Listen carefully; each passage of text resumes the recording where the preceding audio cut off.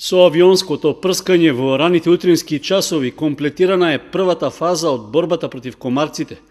Третманот се спроведе на површина од 3400 хектари во Кочанско и околу 1200 хектари во Виничкиот регион.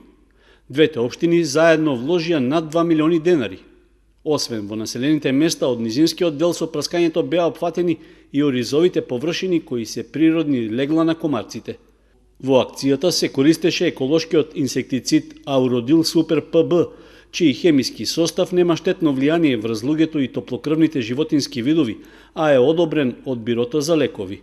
Првата фаза од акцијата треба да се докомплетира со прскање од земја со специјално прилагодено возило. При тоа ќе бидат опфатени околу 1200 хектари во градското подрачје, во приградските населби и дел од населените места во општина Кочани. Инаку, до крајот на летната сезона, во двете општини ќе се реализираат уште две фази од авионското и тереstriјалното прскање, а тие се планирани за во средината на јуни и август. Прскањето против комарците го реализираа стручни екипи од компанијата Бониер, која и во изминатите години ја извршуваше истата услуга.